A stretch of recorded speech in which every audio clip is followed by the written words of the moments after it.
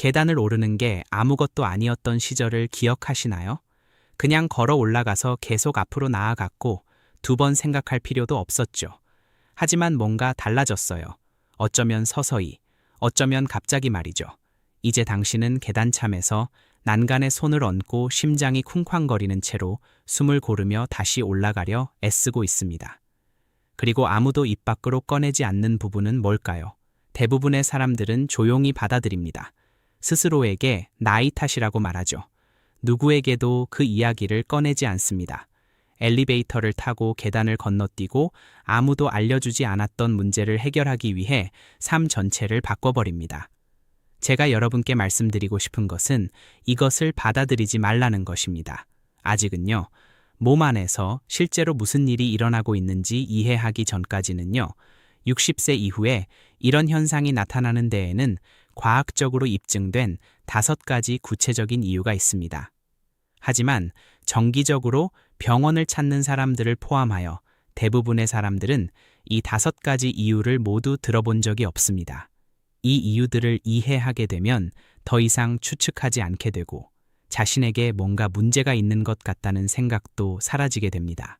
그리고 무엇보다 중요한 것은 어떤 조치를 취해야 할지 정확히 알게 된다는 것입니다. 이 채널이 처음이시라면 지금 바로 구독 버튼을 눌러주세요. 저희는 매주 이와 같은 유익한 정보를 공유하고 있습니다. 그리고 주변에 비슷한 어려움을 겪고 있는 분이 있다면 영상이 끝나기 전에 공유해주세요. 그분께 정말 큰 변화를 가져다 줄 수도 있습니다. 자, 지난 1-2년 동안 이 현상이 더 심해졌다고 느끼셨나요? 댓글에 나이를 남겨주세요. 오늘 누가 이 영상을 보고 있는지 궁금하네요. 첫 번째 이유부터 시작해볼까요? 그리고 그 이유는 여러분이 첫 단계를 밟기도 전에 시작됩니다. 60세 이후에는 심장 근육 자체가 점차 뻣뻣해집니다. 질병에 걸린 것도 아니고 기능이 저하된 것도 아닙니다. 단지 뻣뻣해진다는 것인데 이는 매우 다른 현상이며 중요한 차이점입니다. 심장은 여전히 기능하지만 예전처럼 효율적으로 혈액을 채우고 비우지 못합니다. 심혈관 노화를 연구하는 연구자들은 심장의 최대 박출량, 즉 분당 산소가 공급된 혈액을 내보낼 수 있는 양이 성인이 된 후 매 10년마다 꾸준히 감소한다는 사실을 확인했습니다. 정기 검진에서 안정시 심박수가 완전히 정상으로 보일 수도 있습니다. 실제로 그렇습니다. 문제는 안정시에 나타나는 것이 아닙니다. 계단을 오르는 것처럼 갑자기 몸에 큰 부담을 주는 신체 활동을 할 때 나타납니다. 그 순간 심장은 박출량을 급격히 늘려야 합니다. 운동하는 다리 근육으로 혈액을 빠르게 보내야 하는 것이죠. 하지만 60세 이후에는 이러한 박출량 증가 속도가 느려지고 효율이 떨어집니다. 심장은 최선을 다하지만 갑작스러운 요구에 제대로 대응하지 못하는 것입니다. 그러면 폐가 부족한 산소를 보충하게 됩니다. 폐는 더 열심히 일하고 호흡은 빨라지며 불편하고 때로는 불안감을 주는 숨가쁨을 느끼게 됩니다. 이는 무언가 잘못되어서가 아니라 심혈관계가 노화와 관련된 변화에 실시간으로 대처하고 있기 때문입니다. 이것은 위기는 아닙니다. 하지만 하나의 신호입니다. 그리고 신호는 주목할 가치가 있습니다. 2번째 이유는 같은 순간, 같은 가슴 속에서 일어나고 있는데 대부분의 사람들은 그 사실을 전혀 모른다는 것입니다. 폐는 놀라운 기관입니다. 의식적인 노력 없이도 평생 매 순간 작동합니다. 하지만 폐도 노화되며 폐의 노화는 측정 가능하고 잘 알려진 사실입니다. BMJ 오픈에 발표된 포괄적인 체계적 검토에 따르면 13개국 3만 1천 명 이상의 성인 데이터를 분석한 결과 폐 기능, 특히 1초 동안 강하게 내쉴 수 있는 공기의 양이 나이가 들면서 점진적으로 감소하는 것으로 확인되었습니다. 더욱 중요한 것은 이러한 감소 속도가 60세 이후에는 더욱 빨라진다는 점입니다. 국립유대인 건강센터의 폐 전문의들은 폐활량이 35세 무렵부터 서서히 감소하기 시작하여 매년 약 1%씩 줄어든다고 지적했습니다. 60대와 70대에 이르면 이러한 느린 감소세가 누적되어 상당한 수준에 이르게 됩니다. 구체적인 메커니즘은 다음과 같습니다. 폐 깊숙한 곳에 있는 작은 공기 주머니인 폐포가 점차 자연적인 탄력성을 잃게 됩니다. 흉벽이 약간 뻣뻣해지고 숨을 쉴 때마다 가슴을 확장하고 수축시키는 갈비뼈 사이의 근육이 약해지고 조절 능력이 떨어집니다. 계단을 오르면 신체의 산소 요구량이 갑자기 급증합니다. 이때 폐는 기능이 저하되어 그 요구량을 충족할 만큼 충분히 빠르게 산소를 공급할 수 없게 됩니다. 뇌는 몇 초 안에 호흡량 부족을 감지합니다. 그리고 뇌가 아는 유일한 방식으로 반응합니다. 바로 강력한 신호를 보내는 것이죠. 숨을 더 세게, 더 빨리 쉬라는 신호입니다. 우리가 숨가쁨으로 느끼는 것이 바로 그 신호입니다. 이것은 생물학적 현상입니다. 약점도 아니고 실패도 아닙니다. 이 사실을 아는 것은 단순히 안심을 주는 것을 넘어 해결책을 찾아야 할 방향을 정확히 알려줍니다. 세 번째 이유는 사람들이 가장 놀라는 이유입니다. 심장도 아니고 폐도 아닙니다. 바로 다리 근육 때문입니다. 계단을 오르는 것은 간단하거나 힘이 덜 드는 동작이 아닙니다. 여러 연구에서 계단을 계속해서 오르는 것은 가만히 앉아 있을 때보다 9배 이상의 에너지를 소모한다는 사실이 일관되게 밝혀졌습니다. 한 걸음 한 걸음 내디딜 때마다 한쪽 다리로 온몸의 무게를 지탱해야 하는데 이때 허벅지 앞쪽 근육 대퇴사두근, 둥은 허벅지 뒤쪽 근육 햄스트링, 종아리 근육이 모두 동시에 수축하며 중력에 저항합니다. 이는 생리학적으로 한쪽 다리로 스쿼트를 연속적으로 빠르게 수행하는 것과 같은 효과를 냅니다. 50세 이후에는 근육량이 매년 약 1년말 2%씩 감소합니다.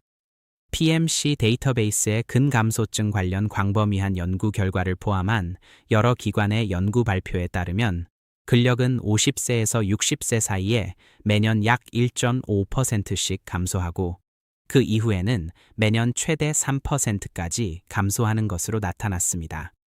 근감소증은 이러한 현상을 일컫는 의학적 용어로 대부분의 사람들이 일상생활이 예상치 못하게 어려워지기 전까지는 알아차리지 못하는 조용하고 점진적이며 대개 통증이 없는 근육 손실을 의미합니다.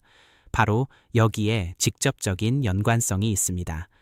다리 근육이 약해지면 몸은 똑같은 동작을 수행하는데 훨씬 더 많은 노력을 기울여야 하고 그만큼 더 많은 산소를 필요로 합니다. 산소 요구량이 증가하면 이미 더 힘들게 뛰고 있는 심장과 기능이 저하된 폐에 더 큰 부담이 가해집니다. 계단을 오를 때 숨이 차는 것은 한 가지 문제만이 아닙니다. 이미 약간씩 약해진 세 가지 신체 시스템이 갑작스러운 과부하 상태에서 함께 작동해야 하는 상황이 발생하는 것입니다. 5년이나 10년 전과 비교했을 때 계단을 오를 때 다리가 더 무겁게 느껴지시나요? 아래에 댓글을 남겨주세요. 여러분의 생각을 진심으로 듣고 싶습니다. 네 번째 이유는 이 목록에서 가장 간과되는 부분입니다. 많은 사람들이 수년 동안 이 문제를 안고 살아가지만 아무도 알아채지 못합니다. 적혈구는 산소를 온몸으로 운반하는 유일한 세포입니다. 하지만 그 역할을 제대로 수행하려면 철분이 필요합니다. 철분은 단순히 음식으로 섭취하는 영양소가 아니라 적혈구 안에 있는 단백질인 헤모글로빈의 핵심 구성 요소입니다. 헤모글로빈은 산소와 결합하여 폐에서 온몸의 모든 조직으로 산소를 운반하는 역할을 합니다. 철분이 부족하면 적혈구는 존재하지만 제 기능을 제대로 하지 못합니다. 적혈구 하나당 운반할 수 있는 산소량이 물리적으로 줄어드는 것입니다. 미국 가정의학회는 철분 결핍이 60세 이상 성인의 피로와 호흡 곤란의 가장 흔한 원인 중 하나이며 진단이 제대로 이루어지지 않는 경우가 많다고 밝혔습니다. 노년층에서 철분 결핍이 발생하는 원인은 다양합니다. 위장 질환으로 인한 만성적인 소량의 출혈, 노화로 인한 철분 흡수 감소, 아스피린, 프로톤 펌프 억제제, 또는 기타 철분 수치에 영향을 미치는 약물의 장기 복용 등이 원인이 될 수 있습니다. 철분 부족이 문제일 수 있다는 결정적인 신호는 단순히 숨가뿐만이 아닙니다. 계단을 오를 때 느껴지는 과도하게 빠른 심장 박동은 그 노력에 비해 심장이 두근거리는 현상입니다. 심장은 산소 공급 부족을 보상하기 위해 더 강하고 빠르게 뛰면서 적혈구 하나가 운반할 수 없는 산소량을 보충하기 위해 더 많은 혈액을 순환시키려고 애씁니다. 이러한 심장 박동은 단순히 운동으로 인한 것이 아닙니다. 심혈관계가 보상 모드에 들어간 것입니다. 간단한 혈액 검사, 페리틴 수치, 전체 혈구 수는 한 번의 체혈로 명확한 결과를 알려줍니다. 의사와의 5분 상담으로 60세 이상 수많은 사람들의 일상생활의 질이 크게 향상되었습니다. 최근에 철분 검사를 받지 않으셨다면 의사와 상담해 보시는 것을 추천합니다. 만약 이 영상이 여러분의 상황을 다르게 바라보는 데 도움이 되었다면 지금 주변에 있는 60세 이상 어르신과 공유해 주세요. 부모님, 형제자매, 친구 등 누구에게든요. 이 정보는 필요한 모든 사람에게 필요한 것입니다. 5번째 이유는 거의 아무도 언급하지 않는 것인데 어쩌면 이 목록 전체에서 가장 즉시 해결할 수 있는 원인일지도 모릅니다. 2022년 런던 로열 브롬튼 병원의 연구진은 노년층에서 나타나는 기능장애 호흡이라는 현상에 대한 연구 결과를 발표했습니다. 놀라운 사실은 계단 오르기 등 일상 활동 중에 숨이 차는 증상을 호소하는 환자 중 상당수가 폐 기능 검사에서는 정상 소견을 보였고 심장에도 특별한 병리학적 이상이 없었다는 점입니다. 그럼에도 불구하고 이들은 운동 시 지속적으로 심한 숨가쁨을 경험했습니다. 문제는 장기의 이상이 아니라 몸에 깊숙이 자리 잡은 무의식적인 호흡 패턴이 스스로에게 불리하게 작용하고 있었던 것입니다. 정확히 무슨 일이 일어나는지 설명드리겠습니다. 많은 사람들이 계단을 오르기 시작하는 순간 무의식적으로 가슴을 조이고 몸통에 힘을 주고 숨을 참았다가 입으로 얕고 빠르게 숨을 들이쉬기 시작합니다. 이러한 호흡 패턴은 신체의 스트레스 반응을 활성화시키고 기도를 약간 수축시킵니다. 또한 혈중 이산화탄소가 평소보다 빠르게 축적되도록 하여 역설적으로 숨이 차는 느낌을 더욱 악화시킵니다. 심지어 아직 산소가 심각하게 부족한 상태가 아닐 때에도 말입니다. 이 방법은 즉각적인 교정 효과를 제공하며 특별한 장비도 필요하지 않습니다. 한 걸음씩 올라갈 때마다 숨을 내쉬세요. 즉, 힘을 줄 때 숨을 내쉬는 것입니다. 올라가는 동안 절대로 숨을 참지 마세요. 어깨는 아래로 내리고 의식적으로 긴장을 푸세요. 숨을 들이쉴 때는 가슴뿐만 아니라 배도 함께 부풀어 오르도록 하세요. 올라갈 때 숨을 내쉬고 내려올 때 숨을 들이쉬는 이 호흡법은 전 세계적으로 물리치료 및 심장 운동 프로그램에서 사용되는 것과 동일한 기법입니다. 이 단 한 가지 조정을 꾸준히 적용하면 대부분의 사람들이 처음 시도했을 때부터 확연한 차이를 느낄 수 있습니다. 이는 과장이 아닙니다. 임상적 증거가 이를 뒷받침합니다. 자, 이제 제가 방금 설명한 모든 해결책을 많은 사람들이 조용히 받아들이지 못하게 막는 요소가 하나 있습니다. 노화는 원래 그런 것이고 이에 대해 의미 있는 조치를 취할 수 없다는 믿음은 충분히 이해할 만합니다.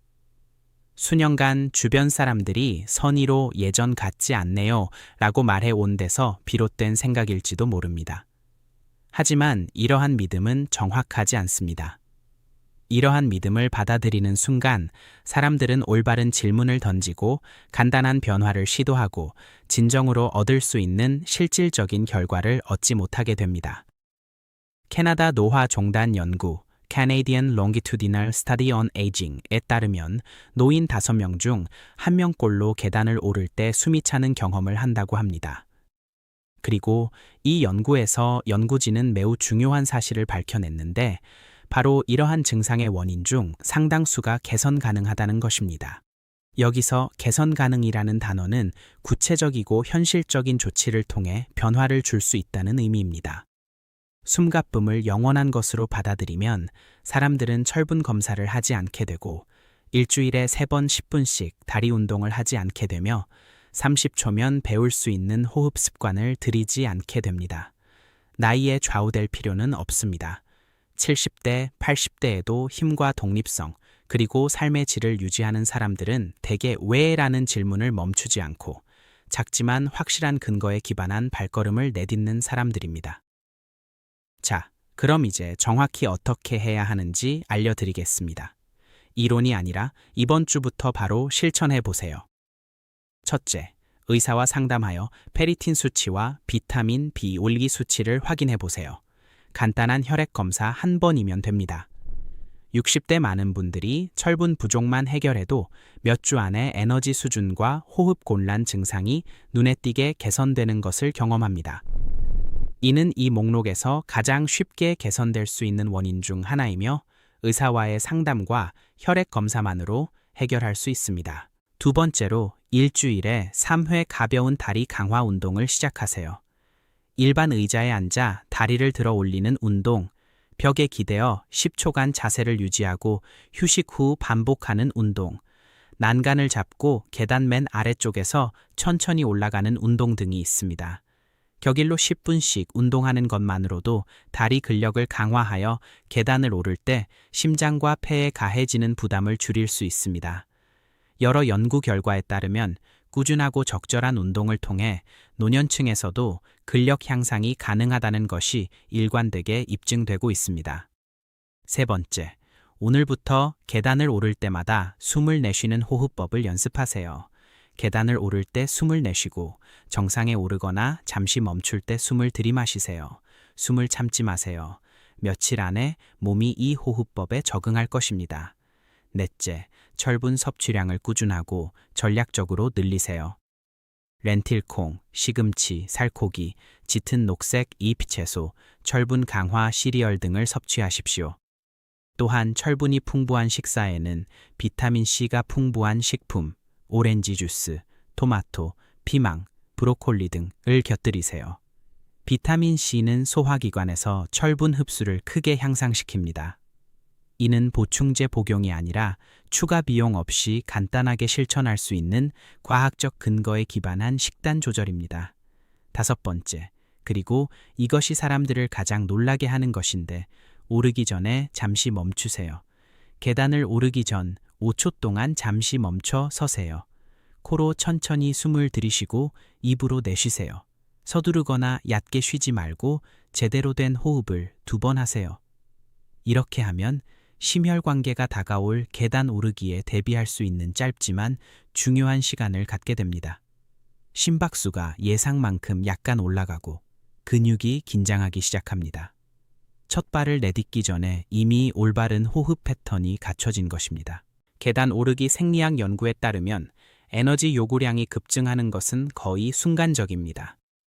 신체는 아무런 예고 없이 단 한 번의 동작으로 휴식 상태에서 고강도 운동 상태로 전환해야 합니다.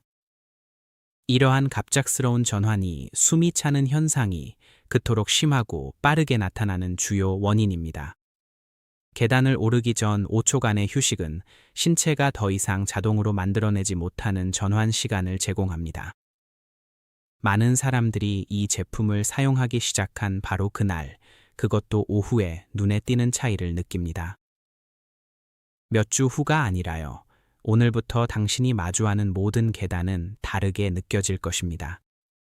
하룻밤 사이에 젊어졌기 때문이 아니라 이제 당신은 자신의 몸속에서 무슨 일이 일어나고 있는지 정확히 이해하고 그에 대해 무엇을 해야 할지 정확히 알게 되었기 때문입니다.